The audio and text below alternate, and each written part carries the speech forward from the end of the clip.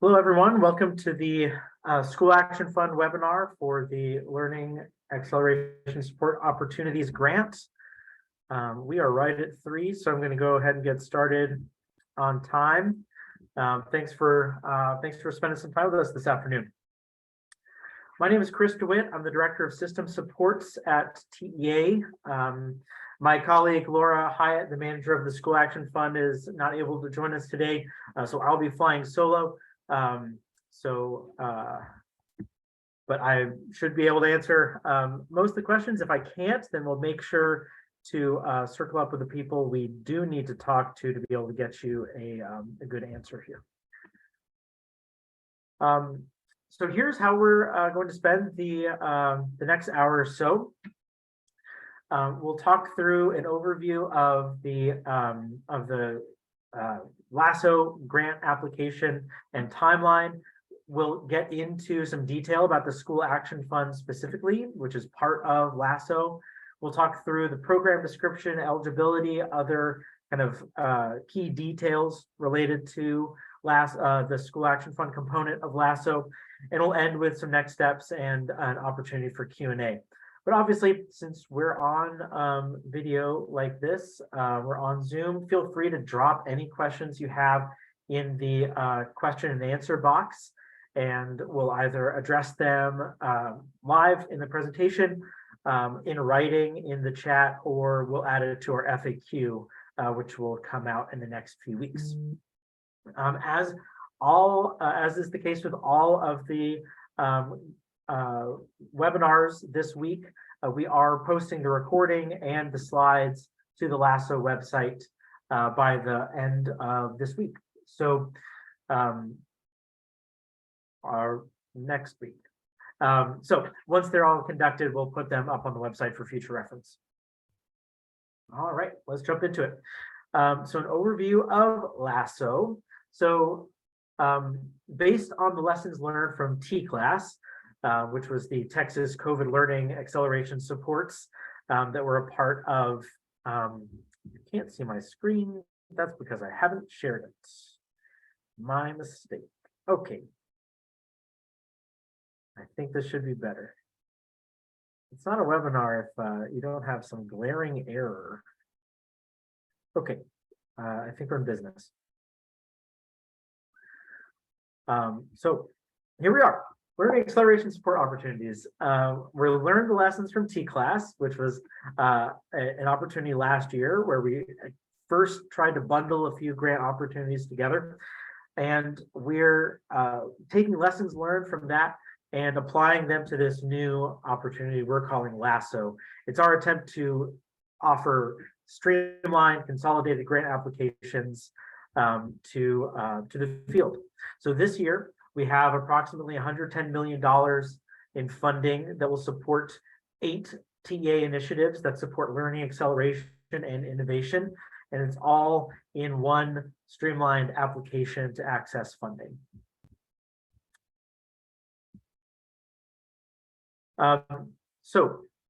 Why is this important right now? While we have seen a rebound in STAR RLA results, continued attention is needed toward both reading and math to be able to accelerate learning. We often say we don't want this public health crisis to turn into a generational educational crisis as well. So we're all rowing in the same direction to make sure kids are caught up and back on the positive trajectory that we've seen over the last decade. That's what LASO is focused on. We are offering another round of supports through LASO to help LEAs continue to make progress towards learning acceleration and progress towards academic gains. So in T-Class, just connecting with last year again, we had these 5 kind of categories of support, and all of the grants fell in one of these categories. And this year, through LASO, we're focusing on 3 of those areas of learning acceleration: instructional materials, more time, and innovative school models. And we, the School Action Fund, fit into the innovative school models category. Here are all of the the opportunities built into LASO. And as you can see in green in the bottom right of your screen, the School Action Fund is what we'll be talking about today. Quick overview of timeline. So we are, if you look at that black arrow, we are in the middle of program webinars. I understand this is the 6th webinar today. So some of you on the line might be some of our power users who have attended all 6 webinars today. If so, I salute you. We don't have a certificate or anything, but we probably should for the future. The application window opened on the 7th of November. So that's open and available for you to peruse. This week, it's all about learning about the different opportunities within LASO. And we're at those webinars up this week. The LEA FAQs will come out in December, the first week of December, and the application closes on December 22nd. And I have a note about the that timeline on the next slide. After the application closes, each grant opportunity will calculate using its own individual methodology what applicants are finalists, will score, vet, interview those finalists in January, again, each according to each grant's methodology, and then we'll announce awards in February. That'll open up the e-grants process, and followed by the NOGA period, which is the middle of February to the middle of April. So folks could get their NOGAs for LASO grants anywhere between February 13th and April 13th. So a note on the timeline. We acknowledge that it runs right up against winter break. This is not ideal. Our intent throughout all of this was to provide more time, and as much time as possible, more time than T-class, but as much time as possible and a longer runway to complete your applications. So that's why we want to push right up against that winter break date. Logistics. The grant application was sent in an individualized email to all LEA superintendents on November 7th. If you did not receive that email link, or if you're unable to receive it, then there is a form on the LASO website that you can complete to acquire a new link. There is a PDF on the LASO website if you'd like to print it out, distribute it around to the relevant folks in your district as you make this collective cross-functional decision. That is open to you. Of course, all formal submissions of the application need to come through the Qualtrics survey that is accessed through that link that went to your superintendents. I see some questions rolling in. So keep those coming. Let's get, I think we have one last thing before we get into the School Action Fund deep dive, and that is a note about change requests and declines. So if you participated in T-class, that was a unique circumstance using a unique funding source, ESSER, that gave us a little bit more flexibility in administering those funds. LASO, however, does not have those special operating circumstances that T-class did. So we're back to a traditional grant process. Therefore, we're using an informal discretionary competitive grant process, which means declines and change requests are not advisable, just in the interest of equity and fairness. If declines are requested, they will be considered on a case-by-case basis, but they could raise the LEA's federal grant risk level in coming years. So if you are a part of T-class, there was some flexibility, but that flexibility might not necessarily be a part of LASO. So buyer beware. Okay, let's get into the school action fund. So we'll start with the facts. We have an estimated $9.5 million with this particular part of LASO for the school action fund. That includes direct district grants as well as in-kind TA support. An estimated range of the grant award is $200K to $500K. Most planning grant awards are $200K. Very limited implementation grants are at that $500K level. So you should expect a $200K grant award for this first planning year. And I'll talk a little bit about how planning grants could be eligible for an additional years of implementation support. So we're talking about the first year of the school action fund, but then non-competitive grants could be available for subsequent years to support implementation of grants that were planned in this first year. We anticipate 30 grants to be awarded. These are by campus, so 30 campuses would receive this award. And the estimated timeline is to be ready to plan in school year 23. In limited cases, you would be ready to implement in school year 23, but for the most part, you're planning in school year 23 and you're implementing in school year 24. So this is a bit of a runway to get to full implementation. So what are school actions? School actions are whole school strategies that districts use to meet community needs and address chronic underperformance. The School Action Fund supports districts that are implementing school actions in order to provide more high quality schools that fit family and student needs. So overall, this is about providing more high quality, best fit options to families in your communities. They're comprehensive. We're not just talking about one part of the school day, your schedule, your instructional model. We're talking about the whole school. If you think about the effective schools framework, we're thinking about all 5 levers of the effective schools framework in a school action. And we think about school action, there are 4 buckets of school actions, and each one of those school actions that I'll talk about on the subsequent slide have a different models that we support. But basically, we're talking about restarting an existing school, redesigning an existing school, creating a brand new school that will phase in, or thoughtfully reassigning students to a higher performing campus after a school closure.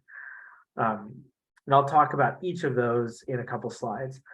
But first, what are we seeing in terms of outcomes so far with school actions? The first cohort of school actions launched in 2017, and we are now, we just awarded cycle 6 of the grant. So LASO is technically cycle 7. So we have a bit of data, and we're really happy to share that the School Action Fund campuses outpaced the state in terms of the percentage of A or B campuses that we created from between 2019 and 2022. So you can see with these charts, we dramatically reduced the number of D or F rated campuses from 2019 to 2022. We increased the number of, or the percentage of A, B campuses.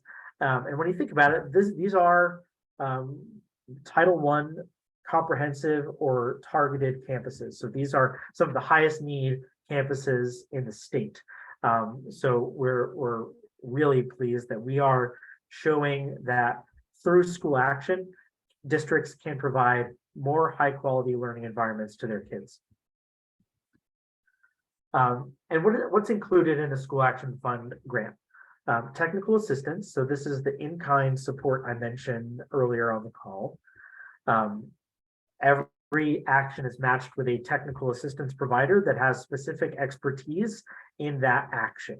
So if you're creating a new district-run school, There's a specific technical assistance provider for that action.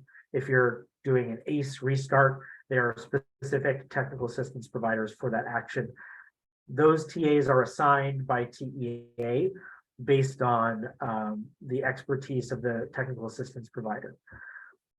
We also provide tools and resources.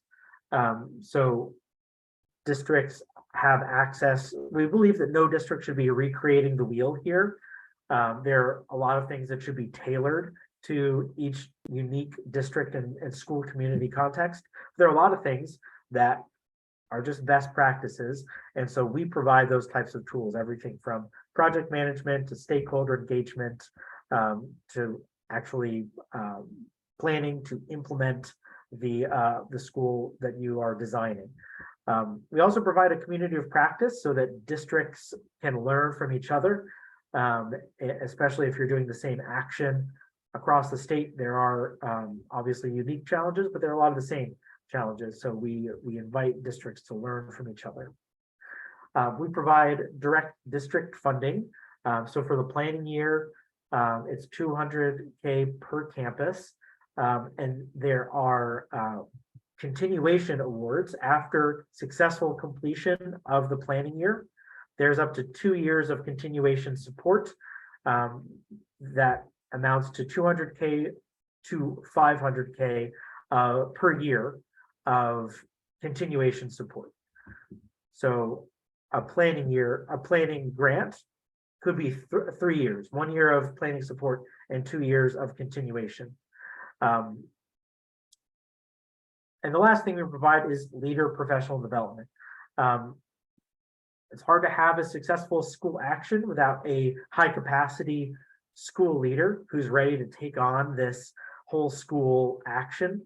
So we provide targeted support through our technical assistance providers for those school leaders to be able to tackle this challenge. A note at the bottom of this screen. So we are supported in this work by the Center for School Actions out of Region 13. They have many resources that can help districts understand the school actions and determine whether a particular school action is right for their needs. So I invite you to check out the Center for School Actions, visit their website for tools, resources, webinars to help you dig deeper into the school actions and the school action fund. And then I invite you to reach out to the contact on the screen, Karen at schoolactions.org, if you have want any thought partnership in applying for the school action fund. So let's get into the specific school actions that we support in the school action fund. So I'll start in the top right here, restart. So this is an action really targeted to chronically underperforming campuses. So if you've got those campuses that are multi-year IR or are kind of in and out, as a lot of campuses are, of DNF, maybe they get a C 1 year, then they go back down to DNF. I know that's a common storyline with a lot of campuses in Texas. They might be good candidates for restart, where we transform struggling schools by installing new leadership and staff and implementing a rigorous turnaround model. I say we, this is a district, this is a district move. So we support districts in doing this reconstitution. And there are 3 types of restart that we support in the School Action Fund. One is the ACE model. And you might be familiar with the ACE turnaround model. Started in Dallas and now is all over the state in many different types of districts, from urban to suburban, even some rural campuses doing the ACE model.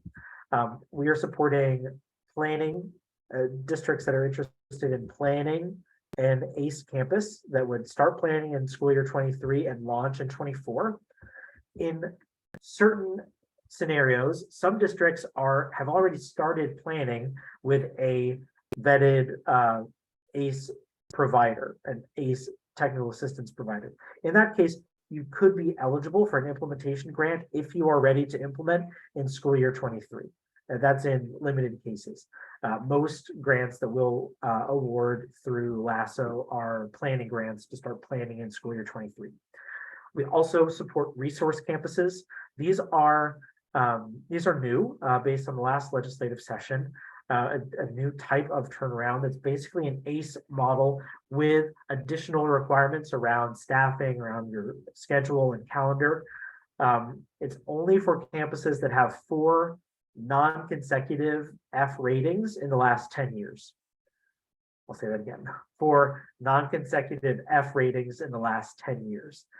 So pretty small list, but if you're interested in a resource campus, you could be eligible for additional per pupil revenue in perpetuity of the model. So that's kind of the carrot related to resource campuses. You could be eligible for additional per pupil revenue. The last restart model here is a turnaround partnership. This would be an 1882 partnership where a district would evaluate applications for nonprofits that are seeking to operate a turnaround partnership, operate a campus through a turnaround partnership. That's a contract between the nonprofit and the district as an in-district charter. The requirements there is you would need to meet all the requirements of Texas partnerships that are all available. I'll talk through those on subsequent slides.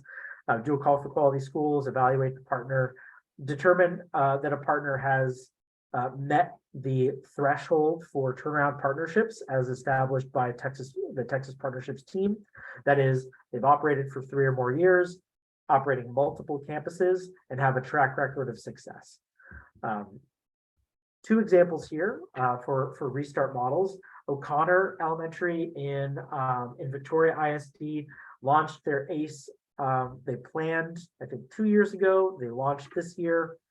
I might be getting that wrong. They might be on their 2nd year of implementation, but seeing great improvement at that campus so far.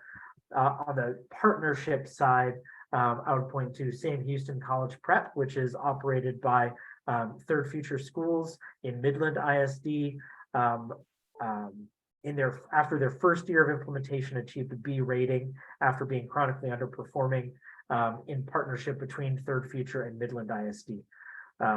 So that's restart. I'll move across your screen here to create new schools. There are 2 types of new schools, and basically this is what it sounds like.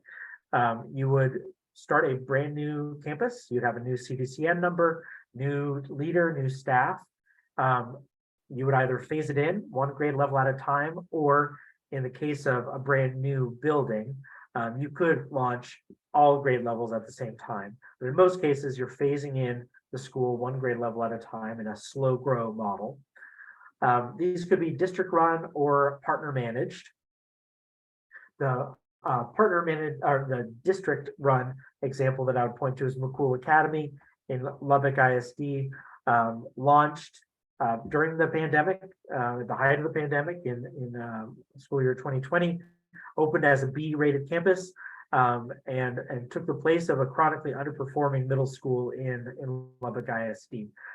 So a great success story there. On the partner run side, I would point to Gus Garcia Middle School in Edgewood ISD. Their partner is Texas A&M San Antonio, which is a well-respected organization in San Antonio in that part of Bexar County. And they're in their 1st year of implementation at Gus Garcia this year. And great things are happening at that campus. If you're interested in learning more about Texas partnerships, I invite you to head over to the Texas Partnerships website for more information about what that's all about. I'll keep going clockwise here, talking about redesign. There are 3 types of redesign here. And in that action, we support a school leader to develop and implement a new innovative model that meets the needs of their community. And by innovative here, we're not talking about something brand new that's never been done before. We're talking about implementing an instructional model that is evidence-based and has a proven track record with campuses that we serve in the School Action Fund. I'll talk more on the next slide about the universal elements of all school actions, but basically with redesign, we're talking about your instructional model, we're talking about your instructional materials, and so there are three different types of redesign that we're talking about here. The first is a rural collaborative, and this is when multiple, three or more regionally proximal districts get together to design a collaborative. How are we going to share our resources so that more kids have access to high quality post-secondary pathways? If you're familiar with the Rural Schools Innovation Zone down in South Texas, this is a replication of that successful model.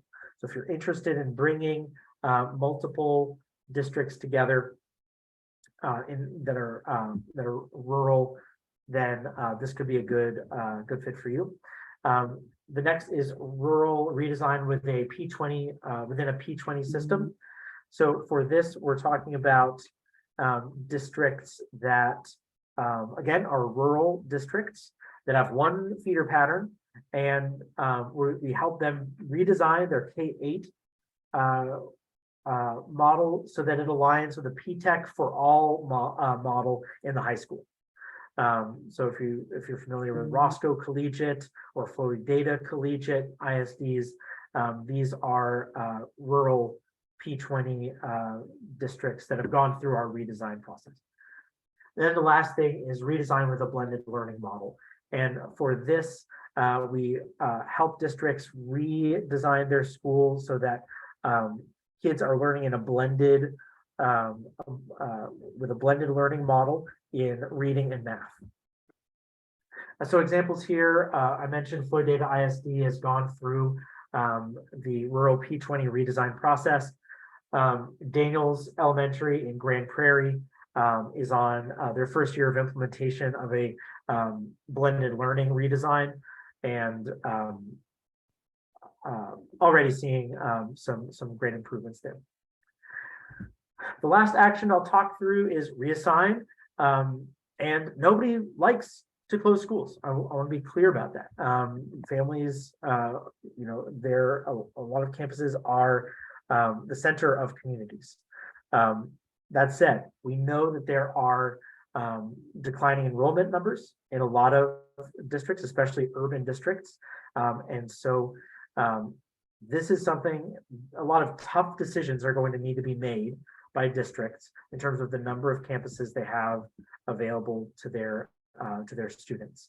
And some of those districts might determine that a school closure or consolidation is the right strategy for them. It's not something that necessarily we're advocating for. We just know that it's something that districts are struggling with right now.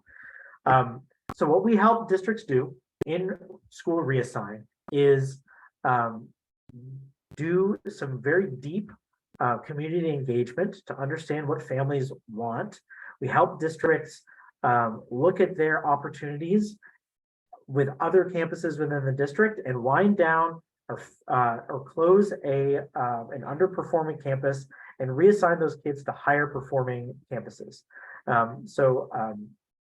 This was done successfully in Fort Worth recently, where they're able to find seats at A or B rated campuses, all in the same neighborhood, for kids that were attending a chronically underperforming campus. So the result is better opportunities for the kids at the closed campus, and it was done in a very community responsive way. That's our goal. So those are the actions that we support this year in the School Action Fund. Let me talk about the universal elements of all School Action Fund campuses right after I take a quick break.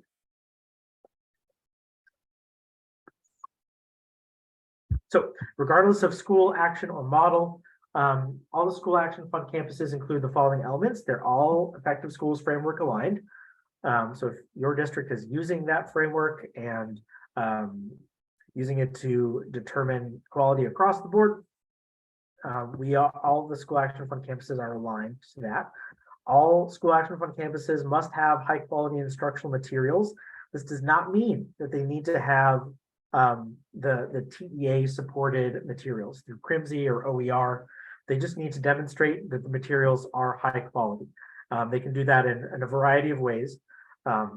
Using the TEA supported materials is one.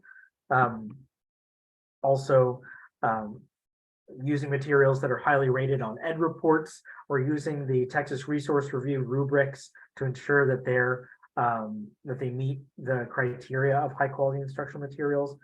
So there are a lot of different ways that you can do that in the School Action Fund context, but it's one of the non-negotiables. All districts should have research-based instructional strategies, or RBs, built in, and that is something we support districts in doing during the planning and implementation years. All School Action Fund campuses should also have high impact tutoring built in and an extended day or year. This could mean, like in the context of ACE, adding an hour to each day. It could mean participating in a program like ADSI and adding days to your calendar. There are a few different ways that you could extend time, but basically we know from a learning acceleration standpoint, many students need more time to get caught up. And so that is something we're building into the School Action Fund system.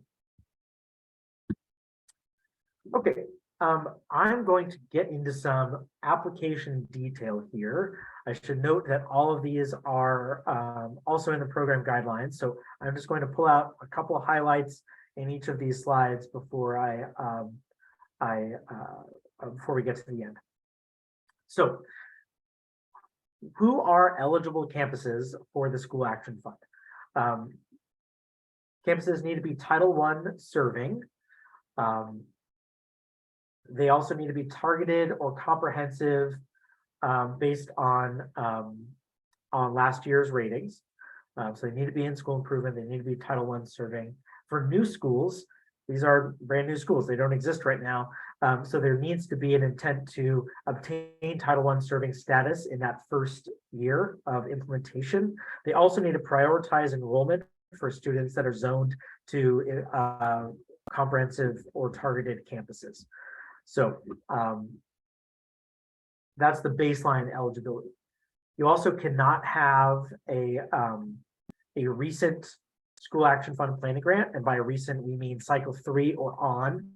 So if you're awarded a School Action Fund grant in 2019 or later, that campus is not eligible for another School Action Fund grant, but it's a campus level grant. So there might be other campuses in your district that are eligible. They can also not have received a T-Class Decision 10 grant, which was also the School Action Fund. They also cannot concurrently receive an Effective Schools Framework Focused Support Grant. They use the same funds. These are Title I Part A funds. So if you are considering applying for the next cycle of the Effective Schools Framework Focused Support Grant, consider all of these opportunities together. So bring the people together in your district that are making these determinations and make sure that if you are applying for a School Action Fund grant and the Effective Schools Frameworks Focused Support Grant, you're clear on who's doing what. So don't put a potential School Action Fund grantee on the list of campuses to receive the Effective Schools Framework Focused Support Grant. Again, the Center for School Actions can work with campuses and districts to help them make smart decisions about what they apply for. They're doing a series of action-specific webinars and also a series of office hours in the coming weeks. Statutory requirements, again, this is all under Title I, Part 1003, I believe. So we need to follow all the requirements of that. So districts are developing comprehensive support and improvement plans. They're incorporating these campuses into or these actions into their targeted support and improvement plans. They're monitoring how these campuses are receiving funds. and I won't read the rest of these to you, but they're all in the program guidelines for your review. Some program requirements. So all applicants are required to work with the TEA vetted and matched technical assistance provider. Again, these are action-specific technical assistance providers that are matched by TEA, and they are provided on an in-kind basis. So they don't come out, the funding for the technical assistance provider does not come out of the direct district grant. Applicants will identify a qualified project manager to manage like the day-to-day interactions of the grant, submit required materials, wrangle folks on the district side that need to be a part of strategic decisions, provide access for on-site visits to the district by TEA, technical assistance provider, and other contractors. This is something we do in partnership with districts. These are not unannounced. These are focused on supporting high quality planning and implementation. There are a variety of grant orientation meetings. We want to make sure that everyone's on the same page in terms of grant expectations. Districts are required to complete Lone Star governance training and coaching for board members. This is all about improving access to high quality schools and driving improved student outcomes. That's what LSG is all about. Our programs are aligned with the tenets of Lone Star governance. And then if you are applying for an implementation grant, then you are saying that you have already completed planning activities with a technical assistance provider. For partner managed actions, either restart or turnaround or new innovation Texas partnerships, you'll need to follow all of the Texas partnership model authorizing tools and resources.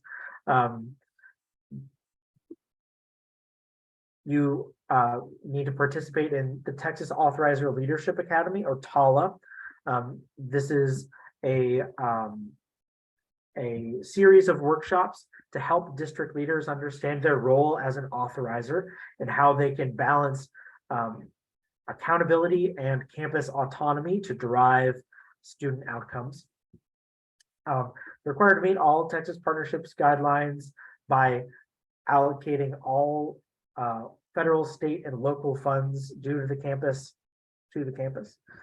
and you're committing to evaluating your partners' instructional materials. Partners have autonomy in determining their own instructional materials once they're under contract, but it's the authorizer's responsibility to make sure that those campuses have the highest likelihood of success, and that means having high quality instructional materials. So that would be a part of the vetting process during the call for quality schools that would happen during the planning year. Some specific requirements for creating a new school.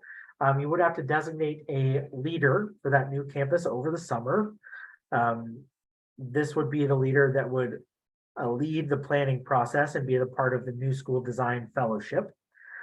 You would need a new CDCN number by March of the planning year, ahead of the implementation year in August of 24.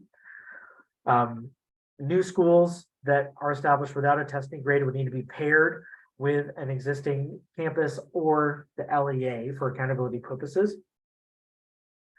The new campus would need to be listed in the ESSA and the district's ESSA plan under the Title I section in time for the school year 23-24.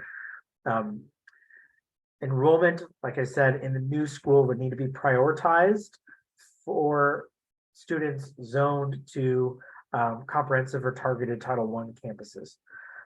We support 3 models in the school action fund. So if you're interested in starting a new school, it would need to be one of these 3 models: STEM or STEAM, college prep, or Montessori.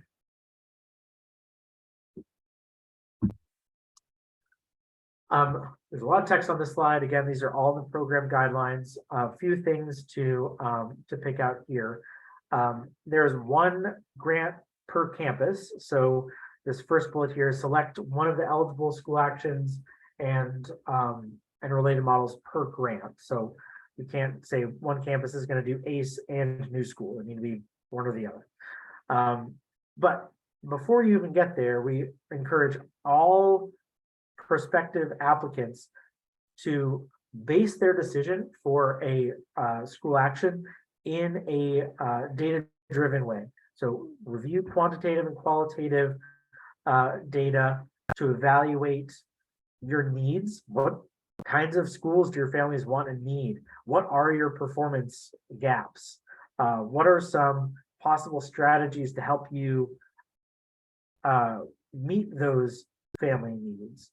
And then if a school action is one of those possible strategies, then what actions are supported through school action fund that could help you meet your district needs? So we really push districts to adopt a very strategic approach here that's anchored in your data to get you to this place of applying for a school action. It should be aligned with your overall strategy for support and intervention in low-performing campuses. So you should think of school actions almost as an extension of your school improvement strategy. There are some campuses, maybe a lot of campuses, that are responding well to school improvement. That's great. But then there are some campuses that are not responding well, need a more holistic approach. And that could be an indicator that a school action is on the table.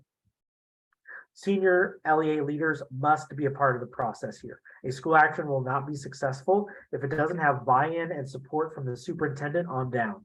And actually, starting with the board should really be clued in to the strategy here and understand what school actions you're pursuing and why. You should also work with members of the school community to understand how a school action could possibly meet their needs. I mentioned the project manager. That person should have some project or program management experience to be able to cohere all these different moving parts and communicate effectively with the district and campus individuals. And then the last thing here about high quality instructional materials would need to be a part of any school action. So once you're in the grant, applicants agree to complete ongoing progress monitoring processes. We call them gates. These are quarterly checks on progress on both planning and implementation. So you'll submit interim student outcomes reports to ensure that your campus, once it's in implementation, is tracking towards that A or B rating. You'll also submit quarterly progress monitoring rubric updates to track fidelity of implementation. For planning grants, there are 4 gates that we have kind of categorized as such. First is in October, envision and plan. Gate 2 is design and authorize. So by this point, you should have, this is like a December timeline. You should have your school model, you should have your instructional materials determined. Gate 3 is preparing to implement, making sure that you've got great training experiences planned to contribute to a strong launch for your teachers and for your leaders. And then gate 4 is prepare to launch. This is making sure that all the logistical considerations are in place so that you're ready for a strong launch in August of 24. So you planned all year. We want to make sure that you're fully staffed, fully enrolled. All your materials are in place so that you can have a strong start on day 1 of your new school year.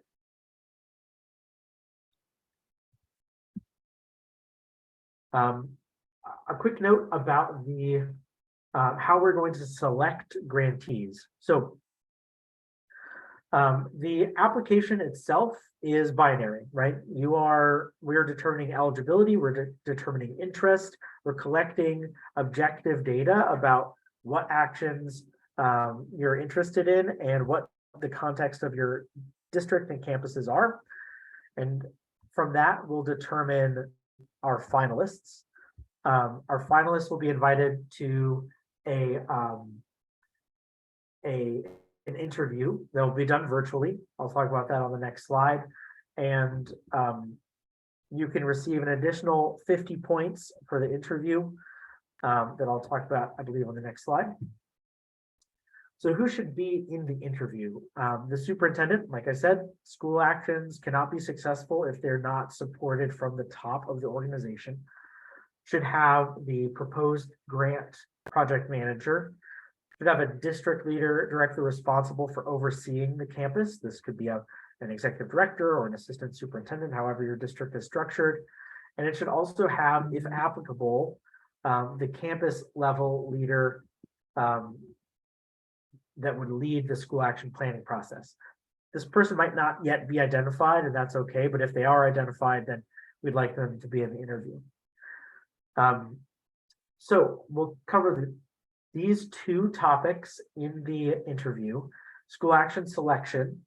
How did you determine that this particular school action was the right fit for you? And then readiness to plan and implement. What are the conditions currently on the ground that would lead us to understand that you have the highest likelihood of success in implementing this school action?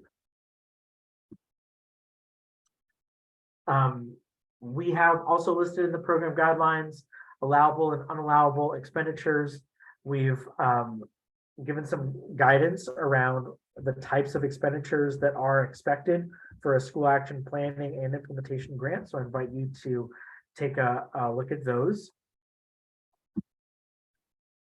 And as we wrap up here, I'll just share a little bit about the timeline, just as a review. So we're in the middle of LASO program-specific webinars this week. Later this month, we'll have the Center for School Actions will be hosting a series of office hours to give some thought partnership, an opportunity for thought partnership to districts that are interested in the school action, but not quite sure what actions might be the right fit for them. So check out the Center for School Actions website for that. The LASO application closes on December 22nd. We'll interview finalists in January, announce awards in February, and NOGAs will be available between February and April.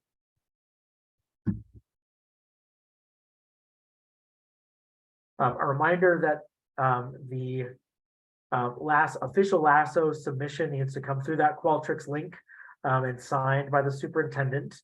So if you have any questions, or if your superintendent is not able to sign for whatever reason, shoot us an email and we'll help you work through it. We are doing a TEA webinar, office hours on December 1st from 9 to 10. And this is an opportunity to receive technical support, high-level guidance.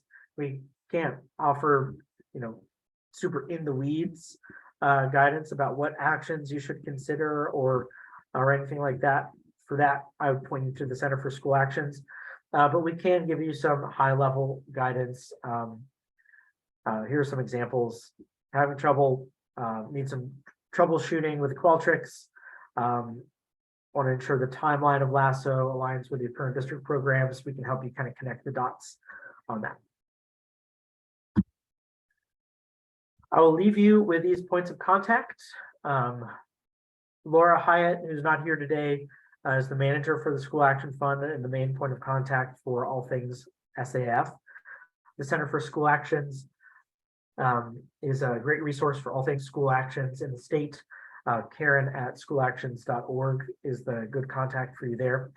LASO at tea.texas.org is a good catch-all email address that's heavily observed and staffed. So you're not sending something into the void. You will get a response there.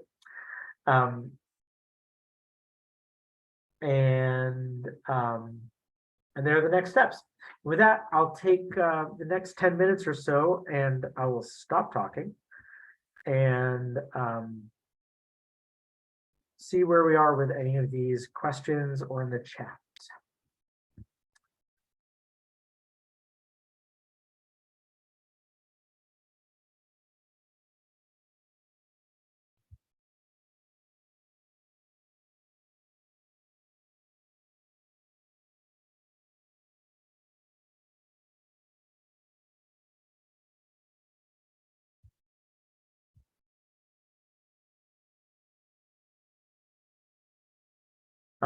Looking at the questions here, what is Texas Partnership managed? Yep, there's the link there for Texas Partnerships. Basically, Texas Partnerships are in-district charter schools that are authorized by the district. So it's an agreement between a nonprofit organization, a higher ed institution. There are a couple other ways that a partnership could be constructed. But the district goes through a rigorous evaluation process, determines that this organization has the highest likelihood of success in managing that school, and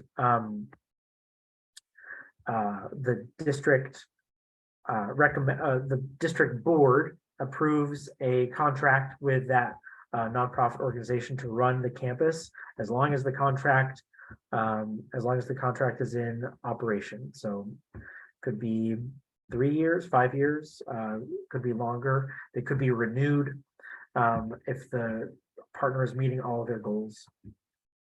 But I invite you to check out texaspartnerships.org for more information there.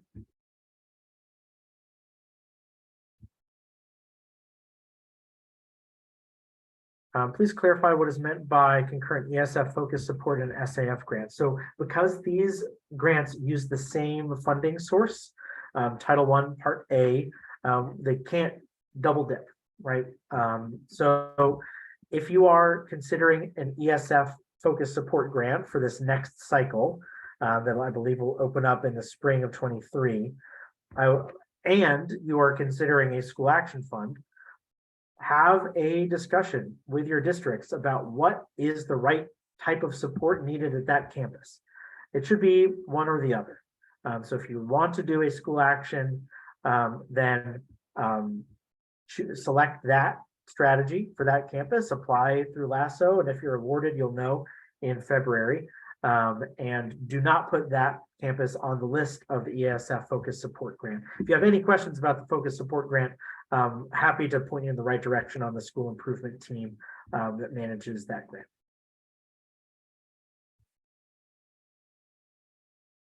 Do we need to name the campus in the application with multiple campuses that meet eligibility requirements, but we might not know? For this, I would actually encourage you to talk to the Center for School Actions. They might help you determine among your eligible campuses which campus might be a good candidate for school action. So feel free to reach out to Karen at Center for School Actions. I would say, except for new schools, you do need to name the campus that you're interested in doing the action in. So you would need to name the campus for this LASO cycle. But there are many supports that we can help you make a determination in the next 3 or 4 weeks. If the district has met the criteria and begin most of the work within this school year 21-22, can the district apply for the grant to continue the planning and or sustain the work? I think so. We only are offering 2 implementation grants. So if it's ACE and you've worked with a TEA provider, you could apply for implementation. If you are a rural collaborative and you are working with a TA provider, which in this case is Empower Schools, then you could be eligible for an implementation grant. Every other action would need to start with planning.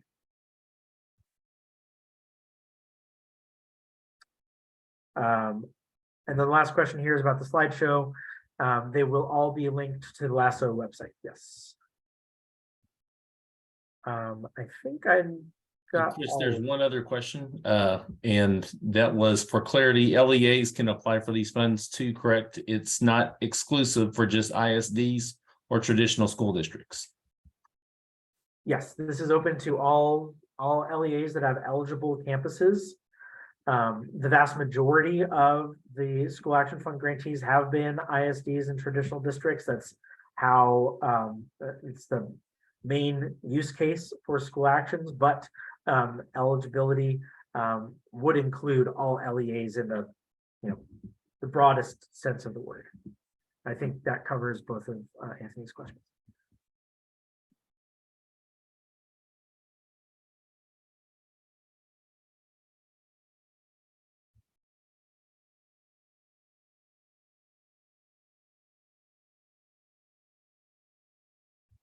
Great, thank you so much for spending some time with us this afternoon, listening to me talk at you for a full hour. I'm really appreciative of your interest in the School Action Fund. I look forward to seeing your applications and seeing you at a future office hours event. So thanks a lot.